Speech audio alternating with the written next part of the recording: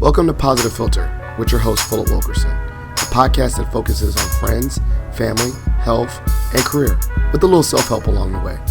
Please join me in this journey for self-improvement, and I hope what I have to share will make you a better person, thus making the world a better place. I hope you enjoy the show. I hope you enjoy the show.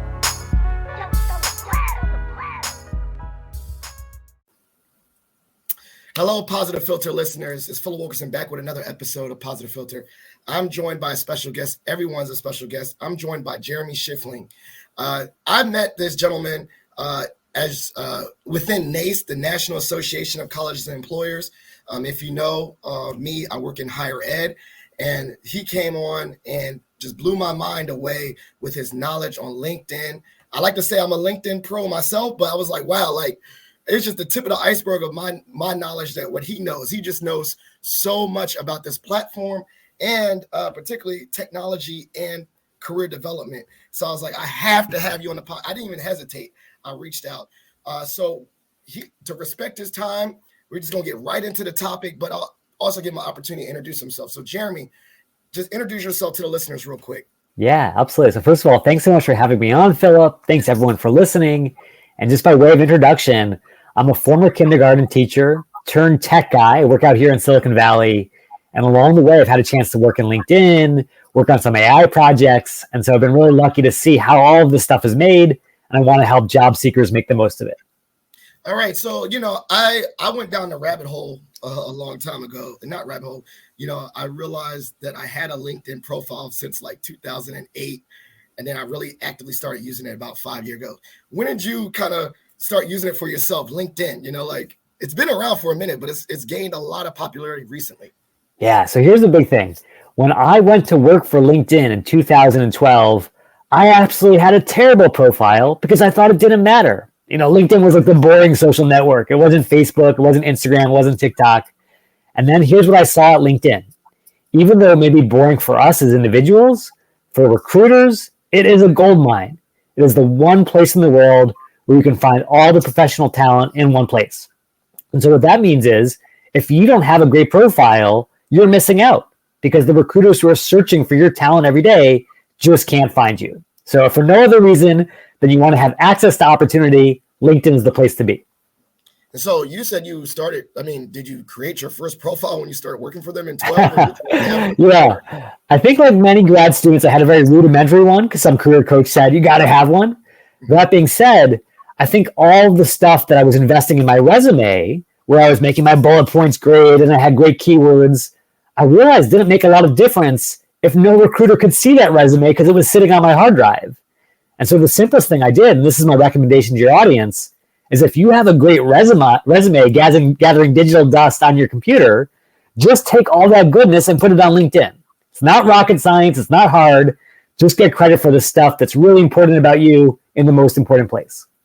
So as you started in 2012 and started diving in, I forgot to ask, what was your role there, and how did that concurrently, while you started working there, influence your learning and growth and learning about the platform itself? Yeah, so I think the big thing is I was leading marketing for the education team, which meant that I was working with students, recent grads, alums, higher education professionals like yourself, Philip.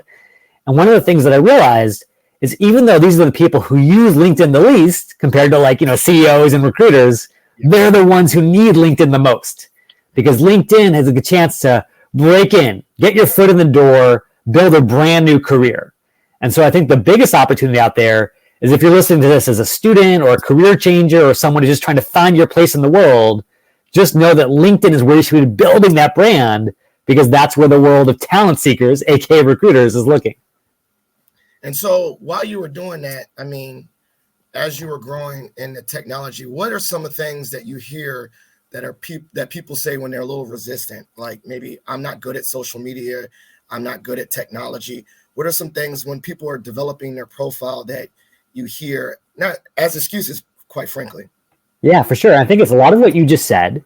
So it's like, oh man, I'm not going to be able to come up with some fancy meme and go viral and blah, blah, blah. And here's the reality. LinkedIn is the least social of all the social networks. You can read the feed, you can comment on stuff, but it's not exactly a place where, the next big dance trend is launching like TikTok. So you don't need to be good at any of that stuff. It's basic blocking and tackling. Here's the job that I want. Here are the skills that I have. Here's why I would be great for you. If you can spell that out on your profile, you're 90% of the way there.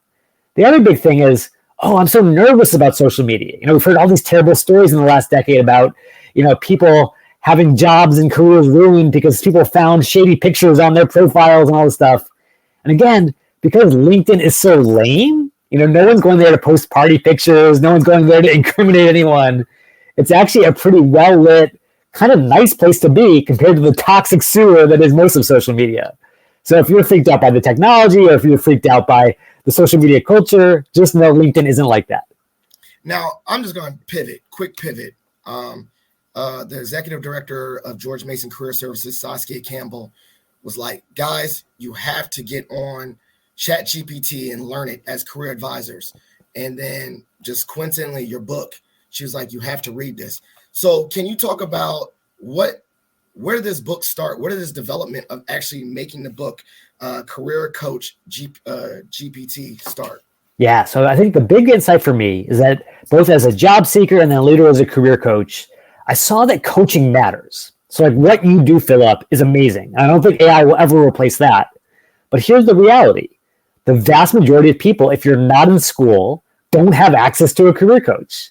If you're looking for work, chances are you don't have $100, $500, $1,000 to shell out to hire a great coach. And so now what do? You're on your own. You're feeling stuck. And I think the next best thing, and this is why I'm so bullish on AI, is that if you can use it the right way, it can basically serve as a little bit of a nudge, a little bit of a coach when you need it most. As an example, if you just have no idea what to do with your life and you're feeling like, what's my North Star? What am I going to do? You could literally go to ChatGPT and say, hey, here's who I am. I'm passionate about sustainability. I want to take on the climate crisis. I'm good at data analytics. What are some job titles that are open to me? And all of a sudden, you're going to see all this stuff on the screen. Climate change analyst, environmental forecaster, whatever it is. All these jobs you may never have heard of that are actually a perfect fit for who you are and what you love doing. And just like that, you're off the schneid and you're moving in the right direction. And so the real power of AI is not to write your resume for you or to replace coaches, but to get you unstuck when you're feeling incredibly tied down as a job seeker. So what was the development? Like when did you start writing this book and tinkering? And on the flip side, I love learning the journey. When did you start tinkering with ChatGPT for yourself? Yeah, so I'm really lucky. So I work at Khan Academy. And as a result, back in October of 2022, before ChatGPT had even launched, my boss, Sal Khan, had come to me and said, Jeremy, I just had a chat with Sam Altman over at OpenAI. No one knew who he was at that point. Obviously, he's very famous now. And he had showed Sal a sort of demo model of ChatGPT. And then I was like, okay, this is probably pretty cool, but who cares? It's not going to do much. And then I started using it for the first time. And my mind was blown. I was like, this is going to change everything.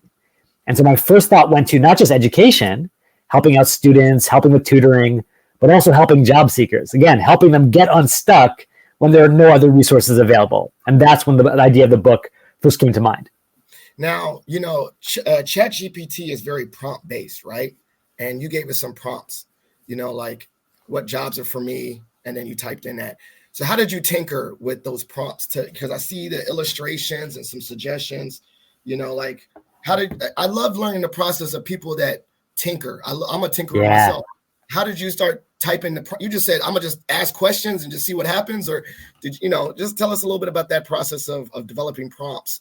I was going to say, if I have any superpower, and I'm terrible at most things, you can ask my wife about that.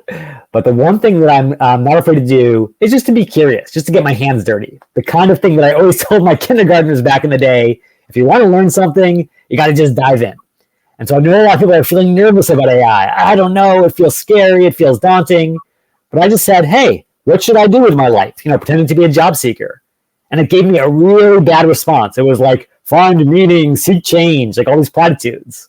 So I was like, okay, that doesn't work. Then I said, what should I do with my life if I have an education major and I work in marketing? And then it started to get more specific. And I realized there's a very strong correlation between inputs and outputs. Garbage in equals garbage out. But if you're specific about who you are and what you want, you're going to get way better outputs. And that's really the essence of using it well, You don't have to have fancy techniques or become a prompt engineer.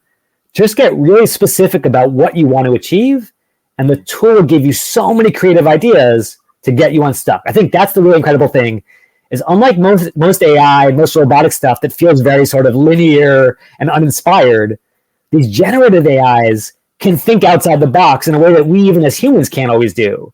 And they can show you what's possible beyond your imagination. I love it. And also, like, bringing in your cool people, as a mad scientist, who are some of the people that you tested this book on? Like, Yeah. you say, I'm about to write this book on Chat GPT. Who were some of the people that you're prototyping with? Yeah, so here's the lucky thing. Because I work with a bunch of universities around the world, and I'm always doing these workshops on how to use LinkedIn or how to use AI now, I would have students who would come to me with stuff that I had never even heard of. They said, I'm a zoological engineer and I'm trying to get a PhD and I want to work in academia. I don't know anything about that. But I could just see, because we were doing it together in real time, that because ChatGPT is trained on so much data, more than any human coach can ever know, as a coach, I had superpowers all of a sudden. I could basically be responsive to that student in real time saying, hey, have you thought about these jobs? Have you thought about these keywords? What about these interview questions? And all of a sudden, I was expert level. It's kind of like, I forget what that movie was called, where the guy takes a pill and he becomes a super genius. Boundless or something. Limitless, yes. All of a sudden, as a coach, I was limitless because I was no longer bound by what I had experienced personally. I also had this incredible super genius on the side who could help me take it to the next level. Now, on the flip side, I work in higher ed, and obviously the return of investment, or, the value add of going to college in person is person-to-person interaction. And so I think the scary part is when we think about AI, we think about replacement. Yes. So career coach, how do we, as career coaches or higher ed professionals, stay relevant and not get replaced by the machine? Yeah. And I think that the very best quote that I've heard in the past year is that AI is not going to take your job, but someone who knows AI might. Because think about it this way. Imagine the years 2000, and you're considering hiring a career coach or any kind of knowledge worker. One person is great at coaching, but knows nothing about the internet, nothing about Microsoft Office. The other person is competent at those two things. Of course, you're going to hire that latter person because they have the skills that are required today. And so I think in a couple of years, AI fluency is going to be on the same level as, can you use Microsoft Word? Can you use the internet? So I think it's incumbent upon every coach to learn these, not because they're going to replace us, but because they're going to become table stakes in our profession, just like they will for every profession. I love it. I think, yeah. Oh, sorry, go ahead. And the other thing is, like, why are we coaches? Like, we could obviously make more money doing other stuff, right? We could be investment bankers or data scientists or whatever. We're coaches because at the end of the day, we want to help people. And if we can help people more powerfully, more deeply than we could a year ago, thanks to these tools, I think it would be doing our clients a disservice to stick our head in the sand and say, I don't want to know about them. So whether it's from a self-preservation standpoint or supporting your client standpoint, I think all indications say, let's at least learn about these tools. I love it. I'm sorry, I didn't mean to cut you off. I was thinking, like, when you said, I love AI fluency, do you think there's going to be like a, put on your predictive hat, you think there's going to be like get like a credential in it? People say, like, I'm, credentialed in Microsoft Office and a testing. Do you think there's going to be something like that? Yeah, it's an interesting question, because if there was like one specific tool, like there's like a Salesforce credential, and you can say, hey, I'm Salesforce certified, that would make sense. Mm-hmm. However, it's already clear in just the first year, there's not going to be one tool, there's going to be 101 tools, right?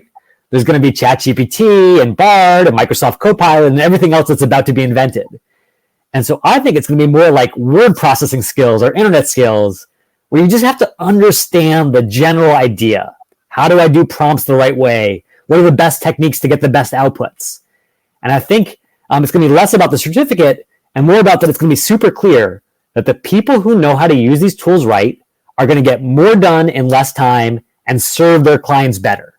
And because that's going to win out in the marketplace, it's not going to be so much of, did you pass the AI test, as can you apply them in the real world, because the results will speak for themselves. Now, as you preach the good word of AI and LinkedIn, to a variety of audiences, what audiences have been the most receptive to your sharing of these ideas in AI, and which audiences have been a little bit resistant? Yeah, so I don't think it's necessarily like students versus coaches versus anyone else. I think it's more about the folks who are worried about the dark side of AI. And so I do want to call out a couple things here because it's worth considering. I think the first thing is the idea that, it's so tempting, especially for students who are time starved and trying to get a lot done, to say, hey, just have AI write my resume or write my LinkedIn profile.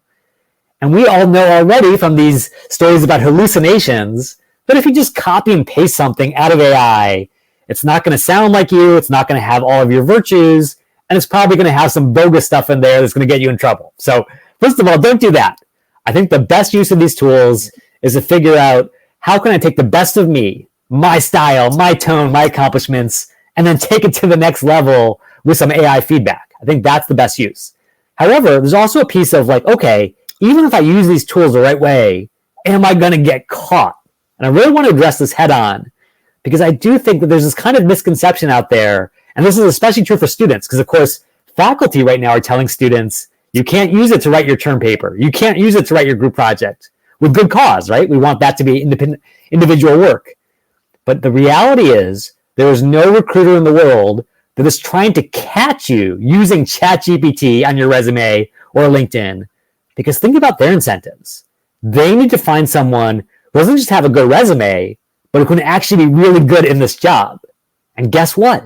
A lot of jobs already are expecting you to be able to use AI. And it would be totally hypocritical to say, hey, you've got to be amazing at AI. You just can't use it on your job application. So the reality is, it's not about whether you should use it or not or getting caught.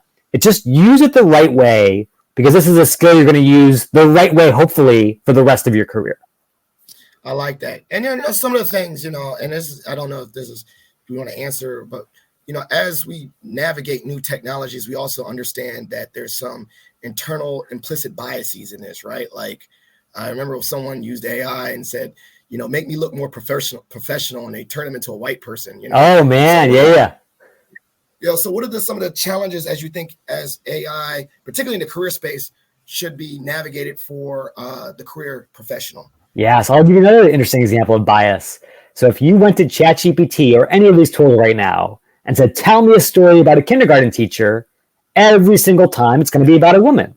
And obviously the truth is that there are more female kindergarten teachers than male.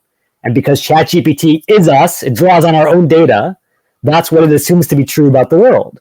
But obviously there are plenty of male counterexamples, myself included, who are like, hey, what about us? And so the reality is, I would probably not be using ChatGPT just to come up with a complete understanding of the world. In the same way that you don't trust, a Google search or a Wikipedia result as the be all and end all, I would use anything that comes back from AI as one grain of sand in a larger sandcastle of what is the truth. That being said, I do think there are some new tools coming out that are even more effective at getting past that bias. Like here's an example. If you were to ask ChatGPT, like, hey, what is the salary range for someone in my position? It might say $100,000 to $150,000. And you're like, yeah, that's great. But we don't know where that's coming from. Is it legitimate? Is it a hallucination?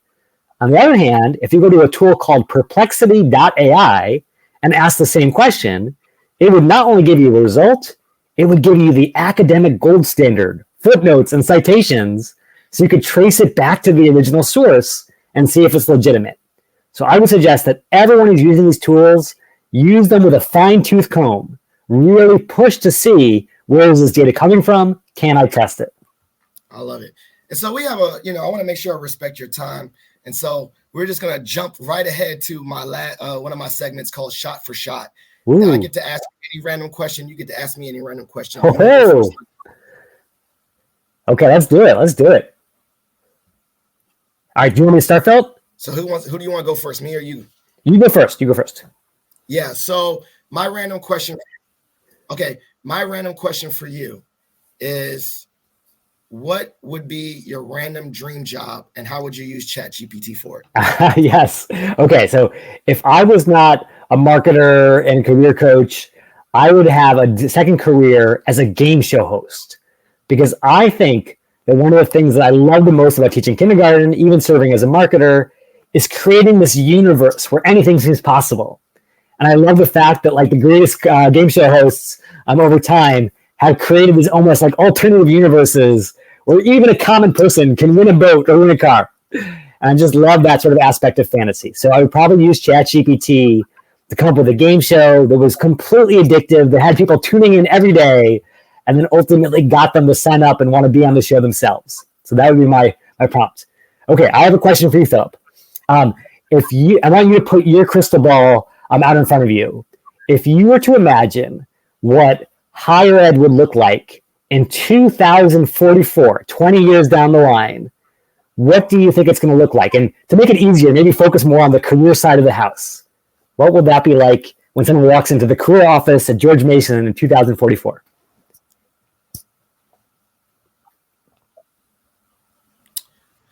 So if I heard you, if I had a crystal ball and looked at the future of education, ideally, hopefully, brick and mortar is still a thing, right? I think as we navigate, you can get your whole degree online, but there's nothing like the brick and mortar, the face-to-face communication, the sports, the other student activities, leadership. So I think that in my crystal ball, maybe, I don't know, maybe it'd still be like the Matrix where you go like, just like, fast track and learn something, like plug your brain in and learn a whole topic real fast. But maybe it's still in a hub. Like you still have like you have to go somewhere to do it, and you still have to meet other students and people your age and still have sports. But maybe it's just easier to learn. Like maybe it doesn't take you 4 years to learn something. Like you can condense or truncate your learning into like 1 year, so that maybe in the 4 years that you're there, you learn 4 degrees or something like that. Hopefully for my job, it doesn't go away. We still need institutions to learn in community, right? Like community is important. Community, the networking aspect of college is not understated, right? Like the relationship building.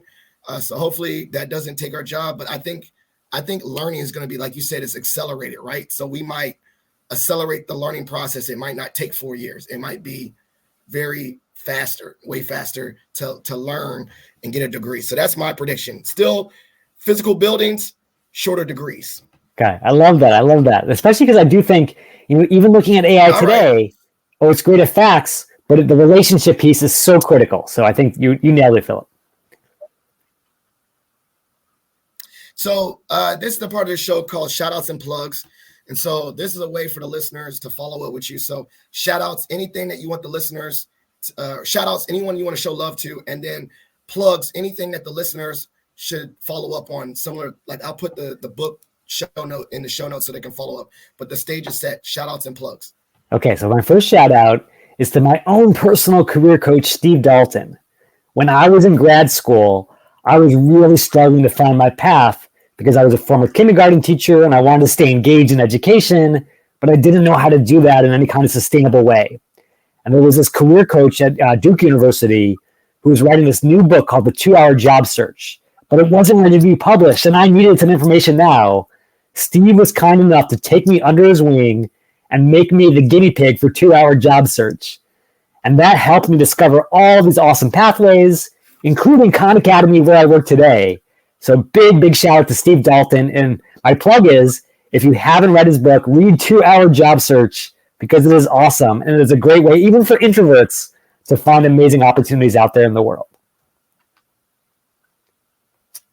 All right. Well, I'm going to plug you too. Make sure that you get Jeremy's book. It's called Expensive Slashed Out. So I don't know if that's still, you have to search it, but Career Coach GPT. So make sure that you get that. I'll put that in the show notes as well.